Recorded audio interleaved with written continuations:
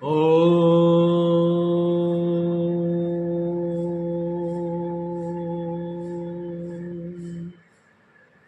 सर्वेदांत सिद्धांत गोचरम तम गोचरम गोविंदम परमानंदम सद्गुरु प्रणेतवश्य। प्रिय आत्मन, आज हम आपको कठोपनिषद की तृतीय वल्ली का श्लोक सुनवाते बनाते हैं, उसकी व्याख्या बताते हैं। ऊर्ध्वमूलो अश्वत्थ शाखा एषु अश्वत्थ सनातन तदेव शुक्रम तद्ब्रह्म तदेवामृतमुच्यते तस्मिन् लोकाश्रिताः सर्वे तदु नातेति कश्चन एतद्वेतत्। उपनिषद कह रही है, जिसका मूल ऊपर की ओर तथा शाखें नीचे की ओर है, ऐसा ही अश्वत्थ वृक्ष सनातन आदिकालीन है। वही विशुद्ध ज्योति स्वरूप है, वही ब्रह्म है और वही अमृत कहा जाता है। संपूर्ण लोग उसी में आश्रित हैं, कोई भी उसका अतिक्रमण नहीं कर सकता। यही निश्चय ब्रह्म है। तो उपनिषद कहती है कि ये संसार रूपी जो वृक्ष है,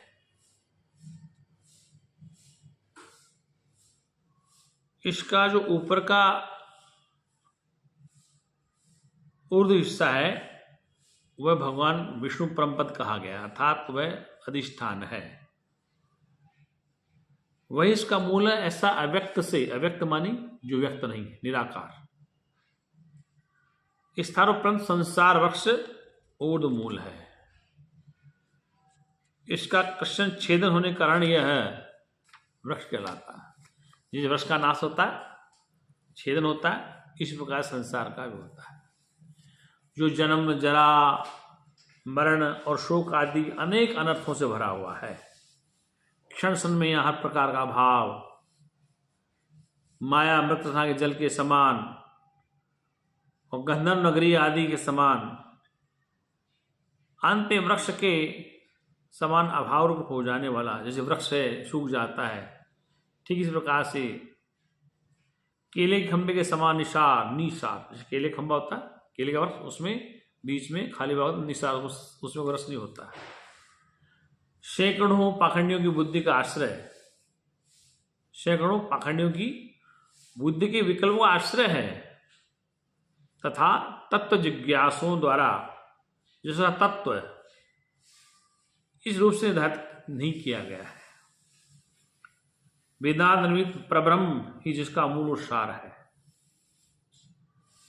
जो अविद्या, काम, कर्म और व्यक्त रूप बीज से उत्पन्न होने वाला है, जो अविद्या, काम, कर्म और अव्यक्त बीज से उत्पन्न होने वाला है। ज्ञान और क्रिया, ये दोनों शक्तियां जिसके स्वरूपभूत हैं, ज्ञान और क्रिया। अपर ब्रह्म रूप हिरण्यगर्भ ही जिसका अंकुर है। जो अपर ब्रह्म है वह हिरण्यगर्भ ही इसका अंकुर है। संपूर्ण प्राणियों के लिंग शरीर ही जिसके स्कंद हैं। संपूर्ण प्राणियों के लिंग शरीर ही, लिंग शरीर का तात्पर्य जानते, जो तृष्णारूप जल के सिंचन से बड़े हुए तेज वाला, बुद्धि, इंद्रिय और विषय रूप नूतन पल्लवों के अंकुरों वाला, श्रुति, स्मृति, न्याय और ज्ञानोपदेश रूप पत्तों वाला, यज्ञ, दान, तप आदि अनेक क्रियाकलाप रूप सुंदर फूलों वाला, सुख, दुख और वेदनारूप अनेक प्रकार के रसों से युक्त, प्राणियों की आजीविका रूप अनंत फलों वाला, तथा फलों की तृष्णा रूप जल के सिंचन से बड़े हुए सात्विक आदि भावों से। कहने का तात्पर्य है कि संसार में मिश्रित और दत्तापूर्वक स्थिर हुए कर्म और वासना आदि मूलों वाला है। ब्रह्मा आदि पक्षियों ने जिस पर सत्य आदि नामों वाले 7 लोकरूप घोंसले बना रखे हैं, जो प्राणियों के सुख, दुख जनित हर्ष शोक से उत्पन्न हुए, हर्ष शोक से उत्पन्न हुए, नृत्य गान वाद्य, क्रीड़ा स्फोटन, खम ठोंकना, हंसी आक्रांदन रोदन तथा हाय हाय छोड़ छोड़कर, हाय हाय छोड़ छोड़ इत्यादि अनेक प्रकार के शब्दों की तुमुल ध्वनि से अत्यंत गुंजायमान हो रहा है संसार, तथा वेदांत विहित ब्रह्मात्मक के दर्शन रूप असंग शस्त्र से जिसका उच्छेद होता है। इस संसार का छेद ब्रह्मात्मक के दर्शन रूप असंग शस्त्र से जिसका उच्छेद होता है, ऐसा ही संसार रूप वृक्ष असत्व है, अर्थात असत्व वृक्ष के समान कामना माने पीपल के समान, और कर्म वायु से प्रेरित हुआ नित्य चंचल स्वभाव वाला है। स्वर्ग नरक प्रेत आदि शाखाओं के कारण ये नीचे की ओर फैली हुई शाखाओं वाला है, तथा सनातन यानी अनादि होने के कारण चिरकाल से चला आ रहा है, और ये जगत है अनादि होने के कारण चिरकाल से चला आ रहा है। इस संसार का जो मूल है वही शुक्र शुभ शुद्ध ज्योतिर्मय अर्थात चैतन्य में अति ज्योति स्वरूप है, अर्थात ये चैतन्यात्म ज्योति स्वरूप है। वही सबसे महान होने के कारण ब्रह्म है, वही सबसे महान होने के कारण ब्रह्म है।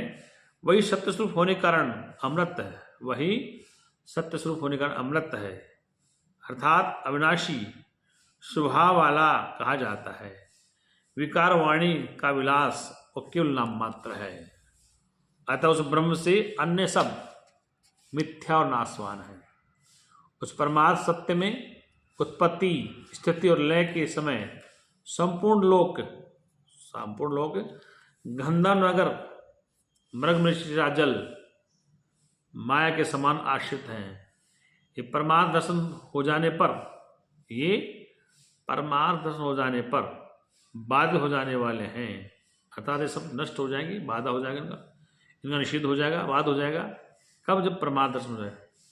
जिस प्रकार घट आदि कोई भी कार्य मृतिका आदि का अतिक्रमण नहीं कर सकती, घड़ा का मिट्टी से अलग नहीं हो सकता, अतिक्रमण उससे अलग नहीं हो सकता, अलग।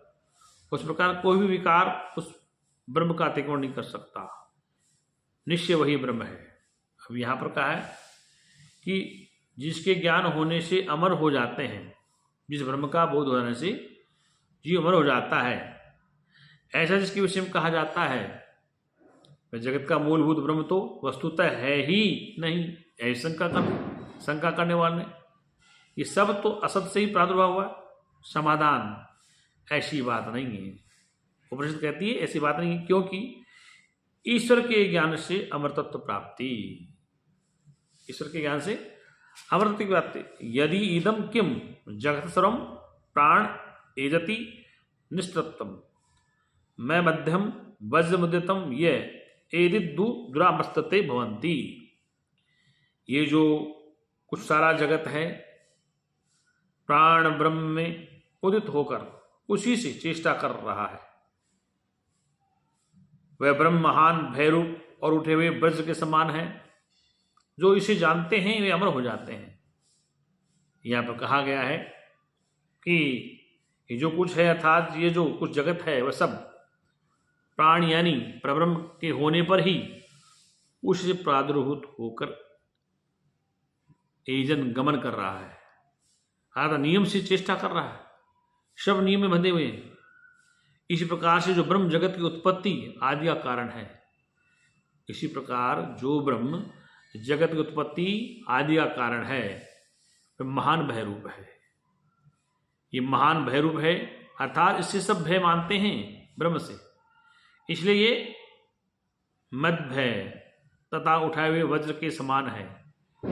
कहना है कि जिस प्रकार अपने सामने स्वामी को हाथ में वज्र उठाए हुए देखकर सेवक लोग नियम अनुसार उसी की आज्ञा से काम करते हैं, उसी प्रकार चंद्रमा, सूर्य, ग्रह, नक्षत्र, तारा आदि ये रूप, ये सारा जगत अपने अधिष्ठाता के, अपने अधिष्ठाताओं के असहित एक क्षण को भी विश्राम न लेकर नियमानुसार उसी की आज्ञा से बरतता है। अपने अंतःकरण की प्रवृत्ति के साक्षीभूत इस एक ब्रह्म को जो लोग जानते हैं वे अमर धर्मा हो जाते, अर्थात उस एक ब्रह्म को जो जान जाते हैं वे संसार से अमर हो जाते हैं। यहाँ इस बात का उल्लेख किया है वेद में। सार बताता हूं कि ये जगत जो है, ये जगत रूपी जो वृक्ष है, इसको अश्वत्था मतलब पीपल का वृक्ष कहा गया। इस वृक्ष में सारे विकार भी हैं, जरा मरण व्याधि ईर्ष्या जलन पचन राग द्वेष तेरा मेरा सब कुछ है। तो इस उत्पत्ति का कारण ब्रह्म ही है। और ये भी कहा गया है कि संसार का जो मूल है वही शुक्र शुभ्र और ज्योतिर्मय अर्थात चैतन्य आत्म ज्योति स्वरूप है, वही सबसे महान होने का कारण ब्रह्म है। इसलिए इस जगत की उत्पत्ति सत्य से है। तो वेद कहता है जिसका मूल ऊपर की ओर तथा शाखाएं नीचे की ओर है, ऐसा ही वृक्ष अश्वत्थ पेड़ है, सनातन है, सदा से सनातन, सदा से अनादि का। कब से चल रहा है, कब तक चलता रहेगा, इस जगत का आदि अंत का पता नहीं है। वह विशुद्ध ज्योति स्वरूप है, वही ब्रह्म है और वही अमृत कहा जाता है। संपूर्ण लोग उसी में आश्रित हैं, जितने लोग और लोग का अंतर है, लोक और लोक स्वामी उसी में आश्रित हैं, कोई भी उसका अतिक्रमण नहीं कर सकता। ये निश्चय ब्रह्म है। एतद्दत् तस्मिन् लोकाश्रिता सब उसी लोक उसी में आश्रित है। सर्वे तदु नातेति कश्चन एतद्वेतत्, सब उसी पे आश्रित है। इसलिए उस ब्रह्म को जब तक नहीं जाना जाता है तब तक ये प्राणी दुखों से नहीं छूट सकता है। इसलिए कठोपनिषद बड़ी ही महत्वपूर्ण है।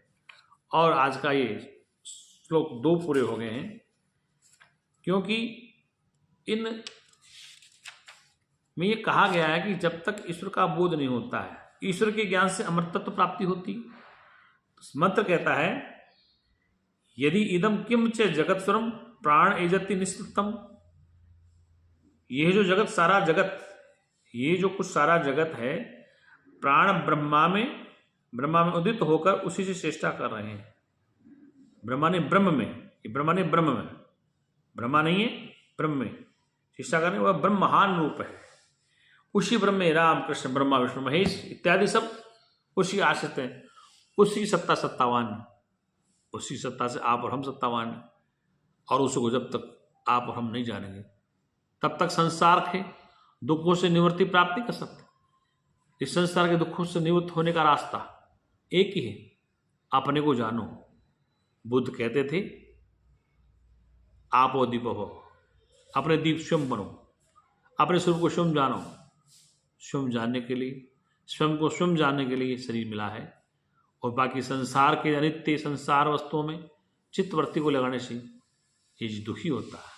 दुख का कारण अपने स्वरूप को ठीक प्रकार नहीं जाना। और संसार जो वृक्ष है, पीपल का वृक्ष, इसकी शाखाएं कटती रहती है। ये वृक्ष कब से चला है, कब तक चलता रहेगा। इस संसार में जरा मरण शोक दुख ईर्ष्या जलन सब भरा पड़ा है। तो इस जीव का कल्याण एक ही रास्ता है, अपने निज आत्मा को, अपने निज स्वरूप को जानना ही इसके जीवन का लक्ष्य है।